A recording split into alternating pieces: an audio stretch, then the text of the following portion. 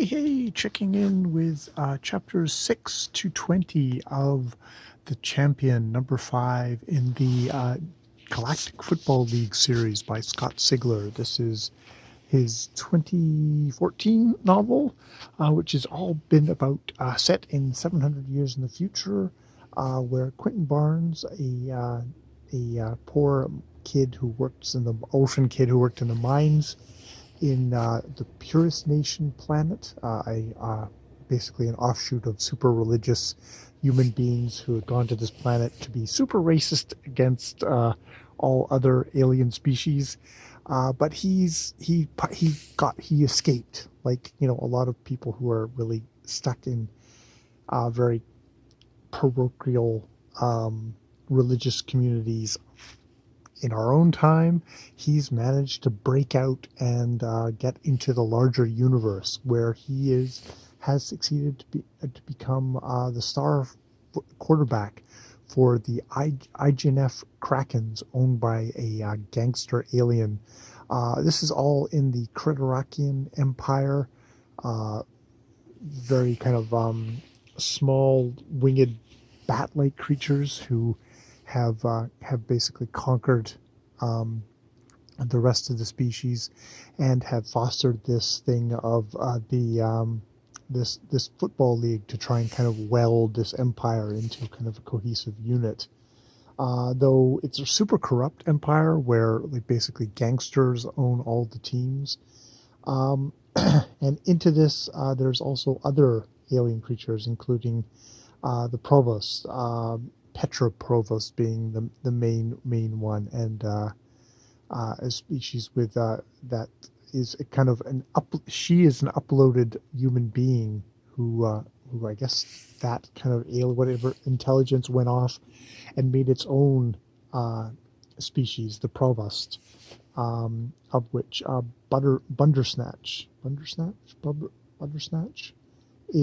is one of them, which comes up in this novel because he is who Quentin Barnes calls on to help him when his sister gets sucked. His sister, accompanied by a detective he hired to actually track her down, are forced to flee into this cloud, which is basically the Bermuda Triangle of the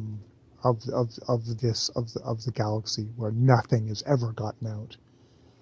He calls on Bundersnatch, I think that's his name, to get a ship, and they get a ship, and they go into this cloud, and are indeed immediately captured. The creatures the creatures can take control of the ship, which is doubly impressive in this because for the Provosts, it's a living ship. It's basically an older version of Bundersnatch, who has his own sentience, but indeed takes control of the ship and flies it to a gigantic kind of gigantic ship that has like all these lost ships stuck on it, and are taken in to meet these creatures whose name I can't remember because it seems like it's very close to the Provosts, Petra Provosts. Petra, by the way, is worshipped as an ancient one, an old god by Bundersnatch. Are taken into its presence, at which point Bundersnatch goes, kind of collapses to the ground, and a hologram comes out of Petra Provost, saying, "You're going to help us because the ancient evil is upon us." And it shows this wasp-like ship, at which point these new aliens who are like tentacled creatures that that communicate with flashing lights, that come out of their own body, shriek in terror because it's the ancient evil. These alien creatures have come from another galaxy, where these wasp-like things, the Abernathy, had attacked and basically extinguished all life in their galaxy, wiped out a bunch of different other species, and they're the only ones that actually survived. And so they came to this one and they hid. They hid in this cloud. They have not settled down on any planet. They're basically hiding. And Quentin Barnes at first thinks like, okay, they're just Quentin Barnes, who's accompanied by a bunch of his teammates, they would only let humans and one alien come with them, that being the Doctor. He thinks like, oh well, they're afraid. It's like, actually, well, they're sort of afraid, but they've also been basically capturing all the ships to train everybody on board them to be super soldiers ready to fight the Abernathy when they arrived. Um, though their backup plan is to hide and then basically escape if the Abernathy show up, because that's why they haven't actually even like they're right near a planet with like resources, but they've been very careful to extract resources from the planet, leaving no trace of themselves, so they can basically pick up and go and leave no evidence that they were ever there. And yeah, Petra's like, no, I can unify all of our species together, and together with you, we can defeat the Abernathy. At which point Quentin Barnes goes, yeah, it's like, yeah, right, you could never. Everyone fucking hates your race. They're scared of you guys. Like the Provosts are this kind of unknown, scary race that everyone just horribly distrusts. You're not going to unify anyone. And it's like, yeah, Quentin, but she specifically made your sister and Federico fly into this cloud and get captured, and then got you to go to bring them in with Bundersnatch. It's like, yes, she wanted to get Bundersnatch into this cloud, but she could have done that on her own.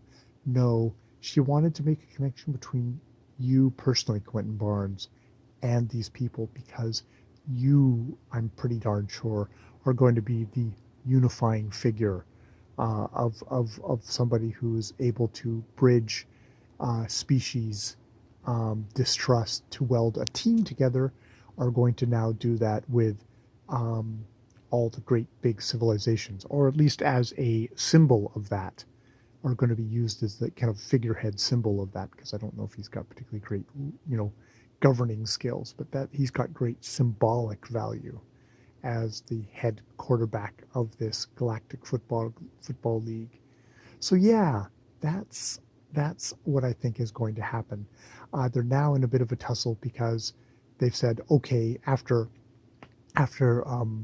two of these aliens disagreeing, they have this really vicious fight with knives, slashing, and one of them is brutally butchered. But luckily, it's the one that wanted to kill them all. The one was thinking like, no, we'll let them go, and they'll just promise not to say anything and get the information to Petra. That one wins, but that's not the one that, as I think Quentin says correctly, owns Federico and Janine, his sister. Someone else owns. It's the Gouger, I think was his name. And it's like, you're going to have to fight him to get ownership of the fight to the death. And it's a one-time thing. If he loses and dies, well, that's it. The matter's settled, and they just stay here for the rest of their life. And Janine's like, that's not going to happen. I would choose death rather than be enslaved. I was a person. I was a bird in a gilded cage before, and I'm not going to have that to happen again. I can actually remember listening to The Detective, um, probably fairly recent, not recently, but like in a couple of years ago, which was, that was all about Janine and how Federico had to break her out. And yeah, she was the gilded thing, and she had to kill someone to actually get out. So yeah, that was that thing. So Quentin doesn't know, but we actually have been shared. Sigler has shared that story. So next chapter, he's going to fight. He's going to fight. But yes, the bigger picture thing is, it's like, yeah, Quentin's being set up as the great figurehead for this unification of all the species of the galaxy, of all the races of the galaxy, to then fight against the Abernathy. All right, I will try and remember what the names of these tentacly creatures who are hiding in this cloud are. It's the name, same as the cloud, but it's like it seems like it's very similar to the Provost, which makes it hard. If I'm getting the Provost right, and Bundersnatch, the great character who has he's completely alien and kind of weird shaped as well, but he has a human voice which sounds incredibly like William Shatner or James D. Tiberius Kirk. Quentin, I must tell you that I would never betray you, because yeah, that's a big thing. Quentin is like, yes, he's really pissed at Bundersnatch because it's like, did you know this? Did you betray me? Did you say that did you pretend not to know that they'd been driven into this cloud by Petra? It's like she didn't know he was being used, but they also have a talk where it's like, look, if it was between us and Petra, who would you choose? He's like, I would choose Petra. She's my god. It's like, okay, I needed to know. So basically, he cannot trust Bundersnatch because Petra could come to him and say, I need you to betray him, and he would do it. No questions asked, and Petra is extremely manipulative, as we can see from the whole thing that she's setting Quentin Barnes up for, which he probably won't like because he's very much a guy of like, I'm a football player, I'm not a soldier, I do not want to kill people. He's now, of course, going to have to kill someone because that's the only way he's going to get Janine out. He has a terrible rage, anger, which he does struggle to control, and he's gotten better at controlling it, which is definitely um, definitely a character growth for him. All right, I will leave it there, and we'll go back in for more. It's really a really enjoyable series. This. All right, more videos later.